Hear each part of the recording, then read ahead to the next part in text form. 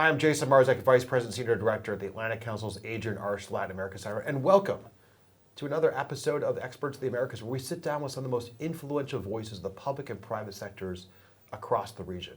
Today, I'm thrilled to be joined by Ecuador's incredible ambassador to the United States, Pablo Zambrano. Welcome, Ambassador. Great to have you here at the Atlantic Council. Thank you very much, Jason. It's a privilege for me to be here sitting with you. Wonderful. The ambassador took his post in April of this year and has already come out with quite incredible work to further deepen the US-Ecuador partnership. But beforehand, he brings decades of experience as a lawyer in strategic sectors, including oil, mining, pharmaceuticals. He was even served as the president of Ecuador's Chamber of Industry and Production.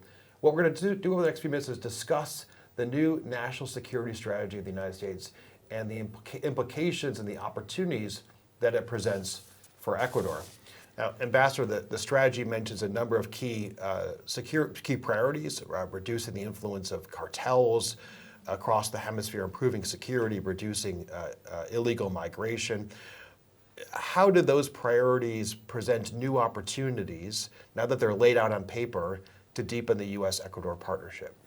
Well, from the Ecuador's part, we are really delighted to see how this strategy has been announced, because President Noboa, since he's in power in 2023, he announced his plan in order, to fight against violence, against cartels, against international crime, and of course also tackle illegal migration. And also a third part that is really important is commerce and trade. So in this way, from the point of view of Ecuador, we are so aligned with this national security strategy, and we look forward, in order to keep working with the United States. We are pretty aligned with it, with the strategy, and we consider that this is going to be really important, not only in the bilateral relationship between Ecuador and the United States, but within the whole hemisphere. We have to understand that, security has to be a priority. And of course, all what matters regarding security, there's a lot of effort to do within the hemisphere. I want to tackle further some of the points you raised, but maybe first, more specifically, how do you see the strategy, whether it's about cartels, migration, reducing foreign influence, securing supply chains, how do you see that as translating into practical opportunities to deepen the US-Ecuador partnership? We have to increase the cooperation. Right now, Ecuador has some programs, not only with the Department of State, with INL, but also with the Army, with the Navy. So we consider that we have to raise this cooperation. Of course, we have to do our part from side to side, because Ecuador, sadly, right now is part of a war against the cartels and the drug producers. We do not produce in Ecuador the drugs.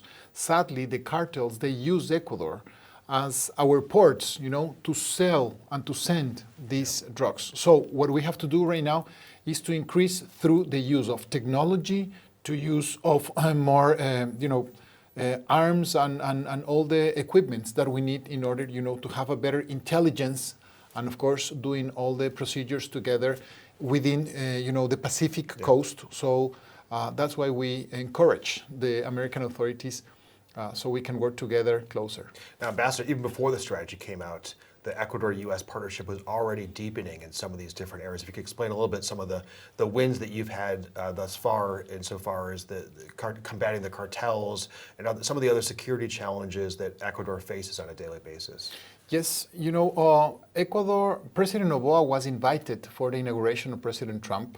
So since January of 2025, we have been working together very closely with this administration. But in the past, Ecuador also has been very cooperative with the United States.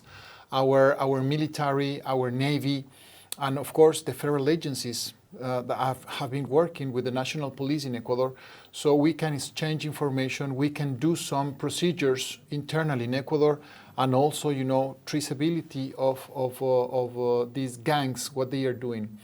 So the work together that we've been doing with the United States has been really good. But of course, since 2025, this has been increased because of the policies that the United States have been putting. So for example, in illegal migration, on year 2023, Ecuadorian illegal migrants were in the southern border of the United States more than 125,000. In this year, less than 5,000. No. So this shows the efforts not only from the United States but also from Ecuador, because we are committed in stop all this illegal trafficking, illegal migration, and these cartels that they are involved in all these dirty businesses. Now, another thing that's critical is accelerating U.S. Private sector investment. We do a lot of work here at the Atlantic Council on how do we strengthen commercial and economic ties with the region.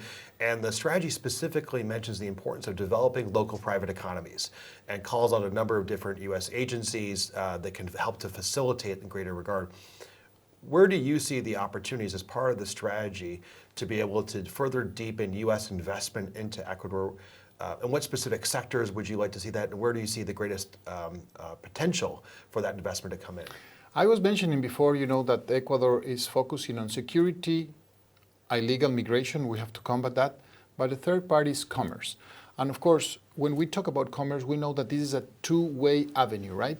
So we want to export more to the United States, and we also want to receive more products and goods from the United States. But also, we need to do more investments, for example, in mining sector, oil sector, telecommunications, ports, and public works. Yeah. So there's a fantastic opportunity for American companies in order to invest in Ecuador. Plus, we have been doing a lot of engagement with DFC, for example, who also can provide the financing for American companies in order to do more investment. What do we have to do? Of course, we have to, from the side of Ecuador, we have to work within the environment in order to attract more investment. We know in Ecuador that competition is not inside Ecuador. Competition is outside Ecuador, our neighbor countries, right? So we have to work together within the government and the private sector in order to be more attractive for those investors. And President Noboa is doing a great job regarding these issues, facilitating investment, having better soft landing for foreign investors, and also trying to apply alliances, public-private partnerships, which is also a really good tool in order to bring more prosperity to Ecuador.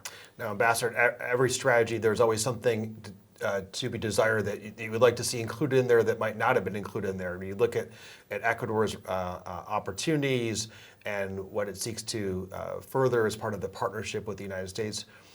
And you look at although the strategy is rather comprehensive on the Western Hemisphere, is there additional aspects that Ecuador sees as important for the U.S.-Ecuador relationship that you would have liked to have optimally seen in that strategy, or were aspects of the strategy that you'd like to expand upon to be able to further deepen that partnership? I think that, we have to focus that in Ecuador we've been going through the same situation in the United States regarding economy. President Noboa is trying to stabilize, and finally economy is stabilizing. The high risk of the country is getting down. So this is really good because Ecuador has US dollars as currency. In this way, I invite, the foreign investors in order to come to Ecuador because there's no exchange risk, right, for them. Also, there are huge opportunities in different sectors that the government is promoting. So I think that is the right moment to come to Ecuador to invest, to analyze what are the best opportunities. And of course, from the Embassy of Ecuador here in the United States, we are totally willing to receive potential investors and to promote the foreign trade into Ecuador. Well, I know you as ambassador and your incredible team at the embassy are working tirelessly on that every single day to bring more investment into the country and also to further the security relationship. So, Ambassador, thank you so much again for joining us today. Pleasure to have this conversation with you and to talk about how to further strengthen the U.S.-Ecuador relationship. For sure. To all of our viewers, thank you so much for joining us for this episode of Experts of the Americas. I invite you to continue to follow the work of the Atlantic Council and the Adrian Arch Latin America Center across the region.